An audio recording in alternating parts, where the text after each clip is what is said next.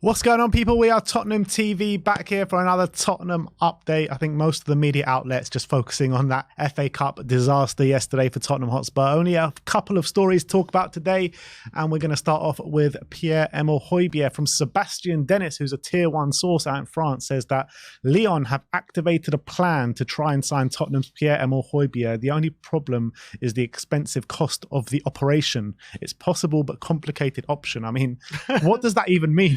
The only problem is he's like the only problem for anyone is will they be able to afford him? Like, that makes no sense to me. The big thing about Hojbjerg leaving is we're demanding a high price. Who's going to pay it? I think a lot of teams are interested in him. I don't think he's short of suitors, but what he's short of is teams willing to pay the price Tottenham are demanding, which is reportedly at least 25-30 million euros or pounds. Yeah. Lyon, we know, are struggling this season badly in Ligue 1. They don't have. I don't think they have a lot of money. I think they've got a lot of FFP issues. They just spent 15 million on Orban, so I don't know. Unless they're looking for a loan with an obligation, maybe, and maybe some sort of. And also, would Hojbjerg even want to go there right now? Yeah, that's what I'm thinking. I don't even think Hojbjerg would want to go to Lyon. Like, why would he want to go to Lyon? I just don't see it. They're in dire straits at the moment. They really are. They've been struggling all season. At one point, they were in the relegation zone. I don't know where they are now, but. I mean, I just cannot see this one happening whatsoever. Yeah, me neither. I mean, I'd be very surprised. At the moment, they're 16th, which is one place. I think it's a relegation playoff place. Wow. And they're definitely looking down rather than up right now. So I don't think this is a goer. If you're going to go to France, surely he goes to one of the top teams in France. Doesn't go to Lyon. Well, I don't think he goes to PSG. Maybe a Nice or a Monaco or someone like that. But Marseille, maybe. Marseille. But even that, like, does the French league, do these teams outside of PSG have enough money to sway Hojbjerg or sway us into accepting a bid? I just don't see it. No, neither do I. I think it's very unlikely. I think Tottenham would rather keep him than sell him on the cheap or loan him out. So I just don't see it happening. Yeah, I mean, the only kind of countries I see him going to now is Italy or Spain. And even Spain, I can't see any of the top clubs taking him there. So Italy is the only real place if he's going to go outside of England. There was a chance, wasn't there? But I don't know if that ship sailed now. Yeah, I don't know. But yeah, the Hojbjerg situation seems to be dragging on with no real suitors for him. Let's talk about Antonio Nusa once again, your daily Nusa. And a publication out of Belgium called Voetbal Belgique has said that Tottenham have had two meetings with Club Bruges to sign Antonio Nusa. Bruges want 35 million euros and have already identified a replacement in Mamadou Sonko from BK Häcken, and Spurs are insistent on signing Nusa this month before loaning him back. I mean, these kind of the stories don't seem to progress with Antonio Nusa. It's kind of kept at the same ever since he's been linked with us. Yeah, I just think it's a protracted negotiation. We want the price that's right for us. We're obviously trying to move quickly. The window is closing, but it's also one. Technically, you know, does this actually have to be done in the window? Because if it's a signing to be signed in the summer.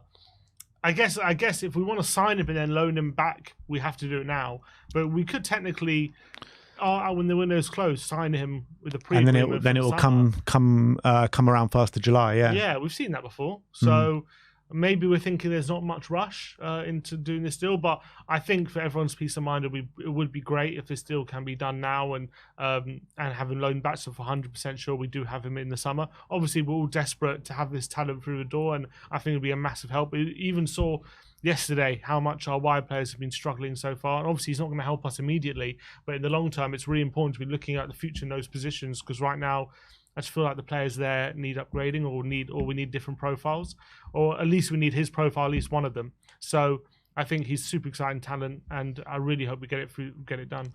I think this deal is going to get done on deadline day. I think it's going to be one of those, deadline day signing, loan him back to the end of the season. I do believe it's going to get done one way or another, whether it be after the window, but I do kind of anticipate a deadline day thing, although we are playing on deadline day, aren't we? 31st, yeah, Brentford on Wednesday. So we'll see. We'll see how it goes. But that's the Antonio Nusa situation. No progression there. And last but not least, we're going to talk about Ange Postecoglou, as James Pearce from The Athletic claims that Liverpool's managerial shortlist to succeed Jurgen Klopp includes current Tottenham head coach Ange Postecoglou, who has been a Liverpool fan since his childhood. Ali Gold says that Postecoglou is excited about the project he has at Tottenham, and those who know the Australian describe him as someone loyal to those who give him a chance with a desire to succeed for them. So I don't see Ange going to Liverpool in the summer. I mean, it's a big shock to everyone, Jurgen Klopp leaving. I just feel like this job has got Alonso written all over it, albeit it could be a Real Madrid one as well. Like if Real Madrid and Liverpool both have vacancies in the summer, it'll be interesting to see who Xabi Alonso does choose. But with Ange just getting his teeth into 1 year of a project, I can't see him jumping ship so quickly. Yeah, there's two ways of looking at it. You can see it one way where Ange is a boyhood Liverpool fan. Has he stayed at clubs that long previously? No. I think he stayed at his previous clubs for about a couple of years each. So is there a case to say he does tend to jump ship when there's a better offer? You could argue that, but usually he does it when the job's done. That's what I'm saying, when he's won things. He doesn't do it mid-project. Yeah. So I think there's definitely a case for that as well. And I think, he's got a good attachment to Spurs fans. Everyone's really happy with him. Look, we'll have to see what happens at the end of the season, what we've achieved, but I'm going to assume we probably haven't won a trophy by the end of the season, so he's going to want to... I think it'd be safe to assume that, yeah. I think it's going to be safe to assume. So he's going to want to... I think that's part of the remit of his job, is what I'm trying to say. I don't think he's going to want to leave without having done that. As well, only 1 year of a 4-year contract. I don't think he's going to want to jump ship, but I think he's happy here. He's getting the things that he wants. He's getting good signings through the door. The players really love him, and I know just because he's a boyhood Liverpool fan, I don't see him jumping ship after 1 year. Look, there's also another way to look at it, saying like, is this Liverpool job at this moment in time, is it going to be too hard to turn down? Because it is an unbelievable job prospect, isn't it?